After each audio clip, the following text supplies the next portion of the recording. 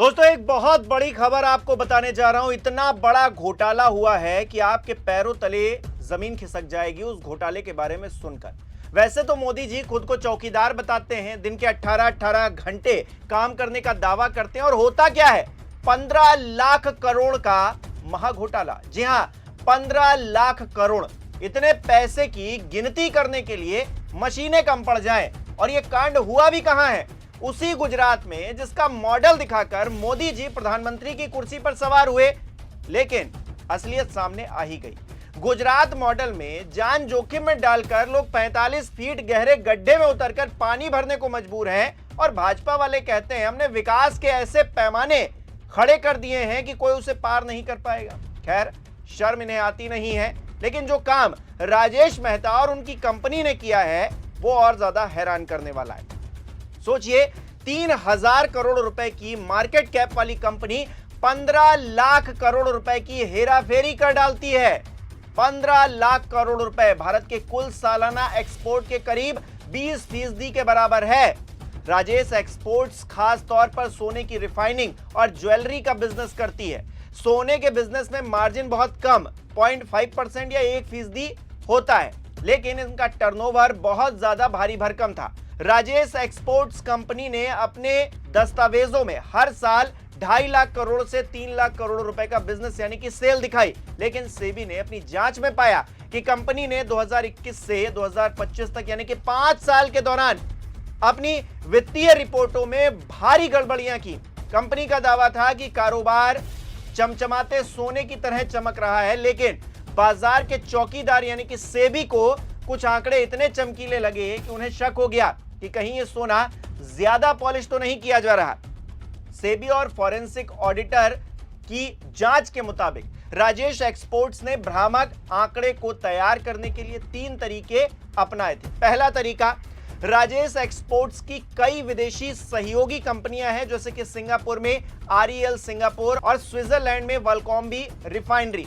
Company ने दिखाया कि सारा बिजनेस और रेवेन्यू इन विदेशी कंपनियों के जरिए आ रहा है, लेकिन जब जांच हुई, सेबी ने इन विदेशी कंपनियों के अकाउंट, सिस्टम, बिल और बैंकिंग ट्रांजैक्शंस की डिटेल मांगी तो कंपनी ने डेटा देने से मना कर दिया, जिससे शक सही साबित हुआ। दूसरा, सोने के कारोबार में सर्कुलर ट्रेडिंग करना बहुत आसान होता है, यानी कि एक ही सोने की खेप या फिर बिल को अपनी 4-5 डमी कंपनियों के बीच गोल गोल घुमाया जा सकता है। सेबी को शक है कि राजेश एक्सपोर्ट्स में भी 97% से लेकर 99% रेवेन्यू इसी तरीके से हवा में बनाया गया। तीसरी बड़ी बात, कंपनी ने 2023 में दावा किया था कि उन्होंने अफ्रीका में सोने की खदानों में 1035 करोड़ रुपए का निवेश किया है, लेकिन जब ऑडिट हुआ तो ना तो राजेश एक्सपोर्ट्स के अकाउंट में और ना ही इसकी किसी सब्सिडरी के खातों में इस निवेश का कोई वजूद मिला, यानी कि पूरी तरीके से फर्जीवाड़ा चल रहा है।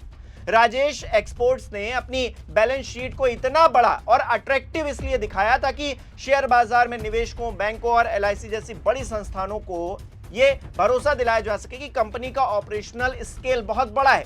लेकिन अब सेबी ने शिकंजा कस दिया है। कंपनी के प्रमोटर राजेश मेहता पर शेयर बाजार में ट्रेडिंग करने पर रोक लगा दी गई है। नेशनल फाइनेंशियल रिपोर्टिंग अथॉरिटी को कंपनी के ऑडिटर के खिलाफ कार्रवाई करने को कहा गया है, जिन्होंने इतने सालों तक इस 15 लाख करोड़ के भ्रामक आंकड़ों पर आंखें मूंदकर साइन कर दिए। हालांकि सेबी के आरोपों पर राजेश एक्सपोर्ट्स लिमिटेड ने अपने एक्सचेंज फाइलिंग में यह कहा है कि सभी आरोप बेबुनियाद हैं। कंपनी का कहना है कि सेबी का यह आदेश केवल शुरुआती और सेबी ने अभी तक किसी भी मामले पर कोई आखिरी फैसला नहीं लिया। कंपनी का दावा है कि उनके रेवेन्यू आंकड़े बिल्कुल सही हैं और टर्नओवर को बढ़ा चढ़ाकर नहीं दिखाया गया है।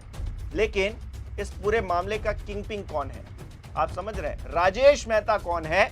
अब वो भी जानिए। बेंगलुरु में जन्मे राजेश मेहता एक जैन कारोबारी परिवार से ताल्लुक रखते हैं। उनकी शुरुआती पढ़ाई बेंगलुरु के नेशनल कॉलेज से हुई है। साल 1988 में वो अपने भाई प्रशांत मेहता के साथ पारिवारिक रिटेल ज्वेलरी बिजनेस से जुड़े। महज 2 साल के भीतर ही दोनों भाइयों ने देश की पहली organised gold jewellery manufacturing facility शुरू कर दी।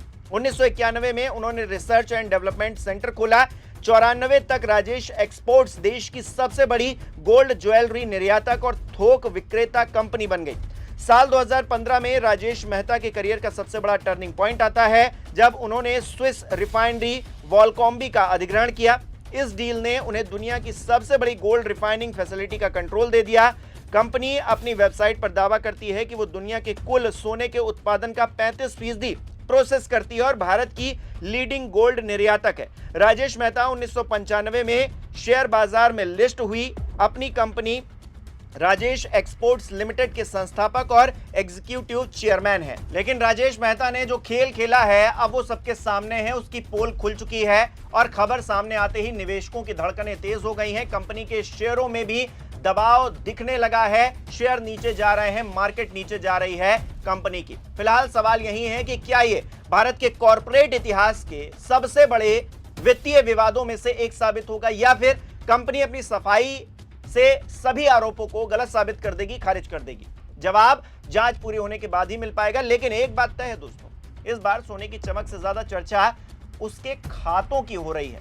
मोदी जी कहते हैं ना खाऊंगा ना खाने दूंगा, लेकिन यहां तो जमकर खाया जा रहा है और कोई कहने सुनने वाला भी नहीं है।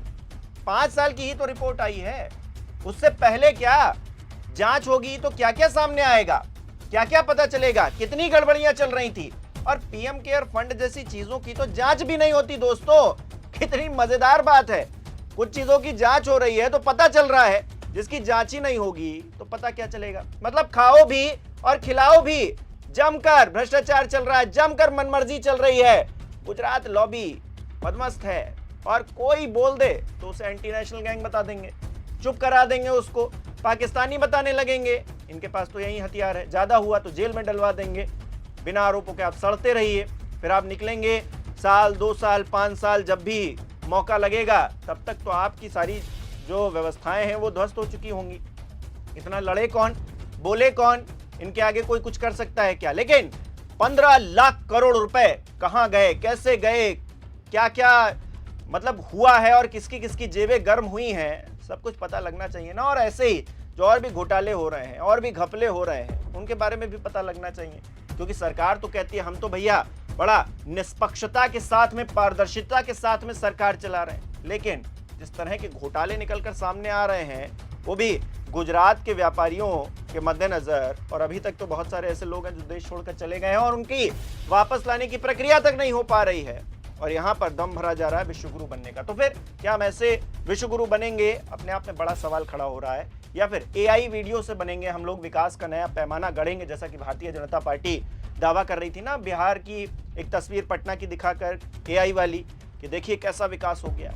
बताइए अपनी राय कमेंट में कि आप किस तरह से देख रहे हैं इस महा घोटाले को जो कि मोदी सरकार की नाक के नीचे हुआ है। और इस वीडियो को लाइक करना, शेयर करना मत भूलिएगा। हमारे चैनल को सब्सक्राइब नहीं किया तो वो भी जरूर कीजिएगा। आप हमें सहयोग भी कर सकते हैं ज्वाइन बटन पर क्लिक करके। बहुत बहुत धन्यवाद।